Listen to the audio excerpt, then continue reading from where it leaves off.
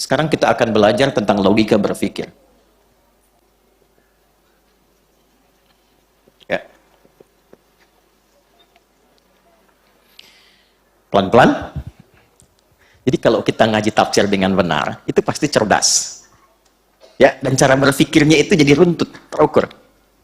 Bapak Ibu sekalian, saya ingin gambarkan begini dulu. Saya ingin kasih contoh sebentar ya.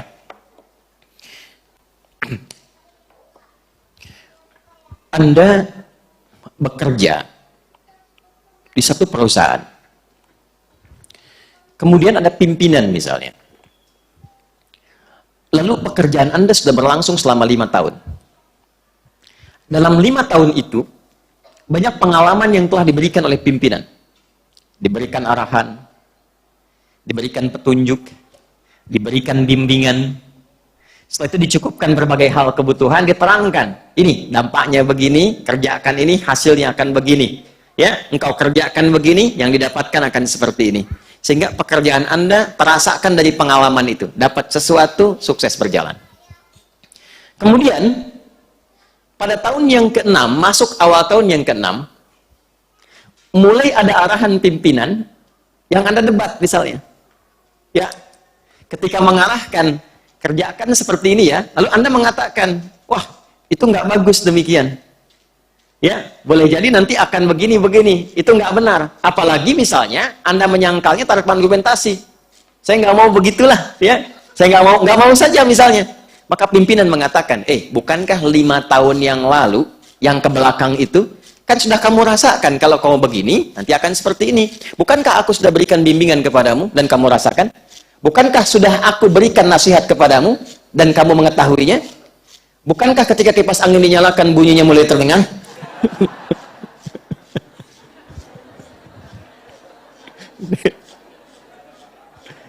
Tadi nggak ada kan ya?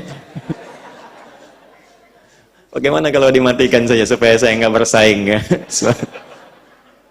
Baik, nah alhamdulillah. Bukankah bunyinya sudah tidak ada gitu ya? Ini masih ada. Nah, jadi pimpinan ini ingin menerangkan semua kontribusi yang telah dirasakan oleh bawahannya.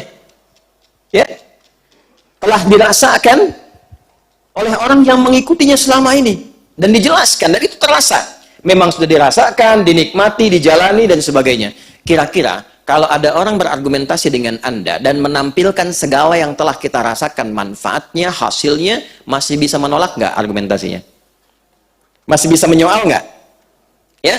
Atau Anda datang kepada orang tua, mendebat kepada orang tua sesuatu, lalu ibu Anda mengatakan, kan mama yang mengandung kamu, melahirkan kamu, merawat kamu, sudah memberikan arahan kepada kamu, mama sudah mengalami semua ini, kamu akan ke tempat itu, mama sudah pernah ke sana, kan sudah mama tunjukin juga, kenapa mau maksa ke sana? Kalau sudah dirasakan, diberikan penjelasan dengan nyata, dan kita rasakan sendiri, apakah masih mungkin kita menyoal? Oke, sekarang, dengan cara yang sama, dengan argumentasi yang sama, dengan logika dan cara berpikir yang sama. Ada orang-orang yang menyoal Al-Quran. Al-Quran itu firman siapa? Oke, satu. Premisnya satu. Al-Quran firman Allah. Oke? Allah itu Tuhan bukan? Maha kuasa tidak? Maha segalanya tidak? Baik. Semua yang bersumber dari Allah benar tidak? Yakin? Baik. Sekarang Allah tampilkan, aku beri contoh, kata Allah. Siapa yang membentangkan bumi? Siapa yang menciptakan bumi? Membentangkan di dalamnya semua yang ada di bumi sehingga nyaman untuk dijalani aktivitas di dalamnya. Siapa? Siapa yang menurunkan hujan? Siapa yang menumbuhkan tumbuhan? Kalau Anda yakin semua itu dari Allah, lantas kenapa Anda menyoal firman Allah?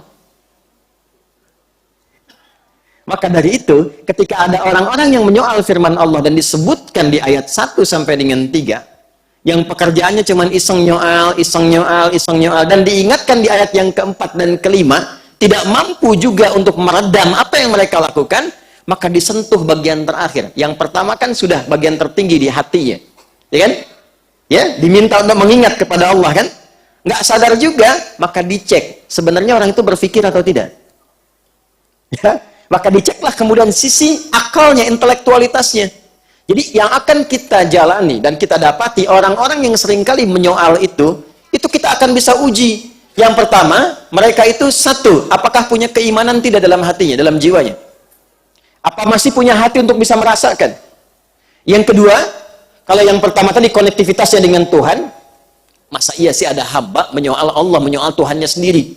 Kan? Jadi ditanya, ini sebenarnya punya hubungan baik nggak dengan Tuhannya? Kan? Atau yang kedua, kalau memang dia merasa tidak bertuhan atau tidak punya hubungan baik dengan Tuhannya, masih berakal nggak? Karena hanya hewan yang tidak berakal. Ya, kalau ada burung beo menyoal sesuatu, namanya beo. Tetap hewan. Tapi kalau Anda kan manusia punya akal. Perbedaan antara manusia dengan hewan itu terletak kepada akalnya. Maka di ayat yang ke-6 sampai ayat ke-14 disebutkan dulu jalan untuk logika berpikir supaya dia merenungkan, masih punya akal nggak? Jelas? Kalau diberikan hati tidak berfungsi, diberikan akal tidak difungsikan, nih, hati-hati dengan ancaman yang mungkin didapatkan saat engkau berpulang kepada Allah. Makanya nanti ayat ke-15 dan seterusnya berisi tampilan-tampilan jawaban bagi orang yang masih bertahan, maaf, dengan keburukannya sampai tidak memfungsikan akal dan hatinya. Jadi kalau ada orang beraktivitas, baik dengan lisannya, pekerjaannya, tindakannya, dan tidak menggunakan akalnya untuk berpikir dari apa yang ia kerjakan itu, mau korupsi, dia nggak mikir apa dampak dari korupsi itu. Mau mencuri, dia nggak berpikir apa dampak dari pencurian itu. Dan dia tidak menggunakan hatinya, nuraninya ketika mengerjakan perbuatan maksiat itu. Apa yang akan dia dapatkan saat dia berpulang ke hadapan